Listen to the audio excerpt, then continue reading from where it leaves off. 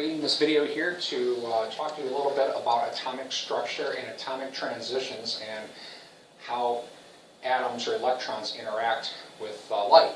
So quick little review here of some important concepts. Electromagnetic radiation, you remember, has both light and particle properties. So it's very advantageous for these problems to think of light now as a particle. However, that particle does have wave properties. So these particles have a frequency and a wavelength, represented by the Greek letter lambda here, and they also carry a certain energy. Right? And the energy of a photon is dependent on the frequency. It's equal to h times f, where the h is called Planck's constant. The numerical value of Planck's constant is 6.63 times 10 to the negative 34 joule seconds. This will be the same for all the problems you're going to be looking at. And another important little fact of life here is that the energies that we're going to be talking about, we're talking about the energies of photons or the energies of an electron. They're very, very, very tiny numbers. You know, standard unit would be something like, or order of magnitude, around 10 to the negative 18th joules. So because electron energies are so small, the joule is not a great unit to talk about energy on this scale. So we use what's called the electron volt, or usually just called the EV. And 1 EV is 1 electron volt, and it's equal to 1.6 times 10 to the minus 19 joules. That's just a consequence of how the EV is defined. It's not super important for us. For you, just think of it like a conversion factor. To go back and forth between EVs and joules, it's 1 EV equals 1.6 times 10 to the minus 19 joules.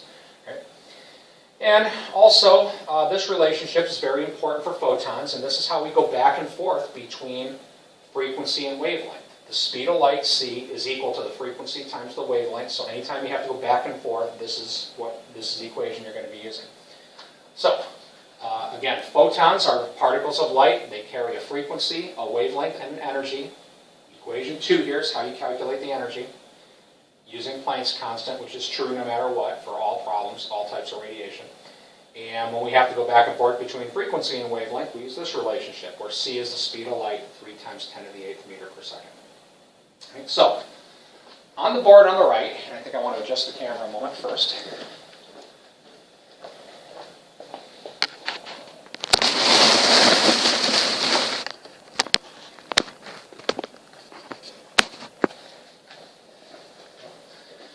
What I have drawn here is a model of a hydrogen atom. Now, the reason we're talking about hydrogen is because, you know, the principles that we're talking about apply to all atoms. But in general, atoms are pretty complex beasts. And the hydrogen atom is the simplest possible atom to look at, because all it's got is 1 proton in the nucleus and 1 electron orbiting.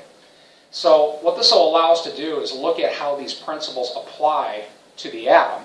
We have to recognize that the principles apply to much bigger atoms. In fact, I mean, the principles apply to all atoms, but we're using the hydrogen as an example because it's the only one that we can actually mathematically do at this point in the course. So, again, you know, something about the atom. The positive charge is in the nucleus. Now, for a hydrogen atom, that's usually just 1 proton, or I think it can be a proton and a neutron, but that's not important. It has 1 electron orbiting, and remember that these electrons, they orbit in these regions that are called shells. So this dashed line represents the shell of this electron. I like to think of the shell like this. As this electron goes round and round, if it were leaving like a little line of paint through space, it would paint this spherical surface or spherical shell. So the shell is the region where the electron is spending its time. Okay?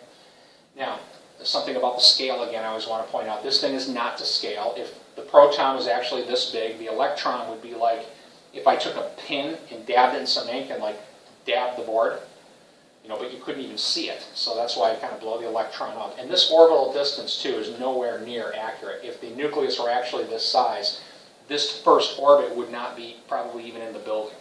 It'd be a long, long, long ways out. Right, now, these different shells are assigned numbers. You know, physicists, what we do is we assign values to these shells. So this is called the first shell, or we sometimes say it's the n equals 1 shell. Now, n, this is what's referred to as the principal quantum number. So this has a principal quantum number of n equals 1, this one's n equals 2, n equals 3, and so forth. And it turns out that the electrons, they don't like to spend any time in these regions between here. This effect is what's called a quantization effect. The electron is either in this shell or this shell, but not anywhere in between. Right, now, these shells have a certain energy associated with them. And where this comes from is beyond the scope of the course. So I wrote the equation up there in the upper right-hand corner. For a hydrogen atom, the energy of any given shell is calculated like this. It's equal to negative 13.6 EVs over n squared. And I actually wrote out some calculations here for these different energy levels. So this electron right here is in the first shell, and that means that this system, or the energy of the electron, is equal to minus 13.6 EVs. I'm getting that by putting a 1 here and squaring it. The energy of the second shell, if I did this right, should equal negative 13.6 EVs over 2 squared. And that should come out to be negative 3.4 EVs. And then the next one up is negative 1.51 EVs, and so forth. And there's really no upper limit to this. We could say there's a fourth shell, a fifth shell, a sixth shell, and they just keep going. Now, one thing to realize right away is that those numbers are negative.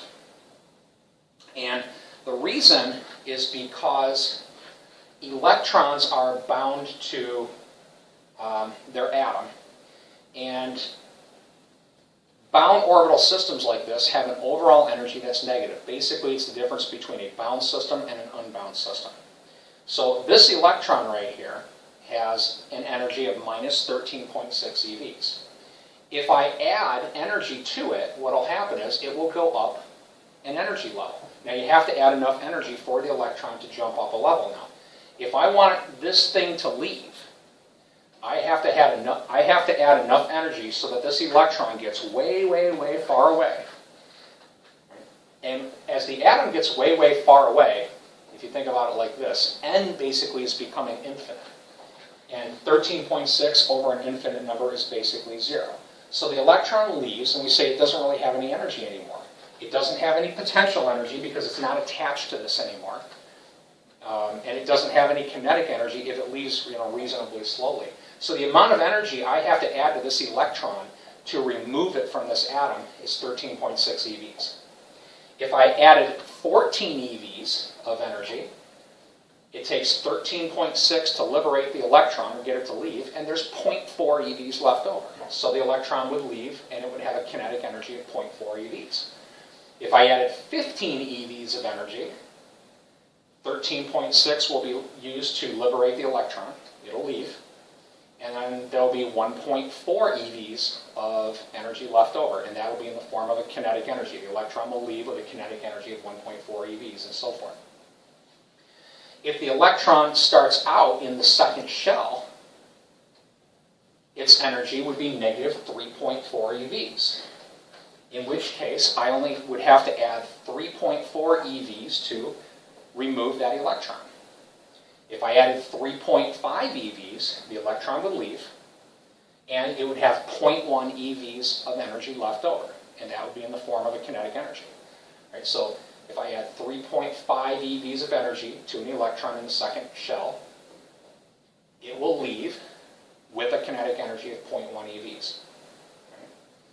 If the electron started in the third shell, I would need to add 1.51 EVs of energy to liberate it. And if I did, this electron would be gone. If I added 1.6 EVs of energy to an electron in the third shell, it would be enough to ionize the atom, the electron would leave, and I would have 0.09 EVs of energy left over. So that's a little bit about atomic structure and the different quantum numbers associated with the different shells, and the energies of each shell. And again, these numbers, this is all for a hydrogen atom, but the concepts apply to larger and larger atoms.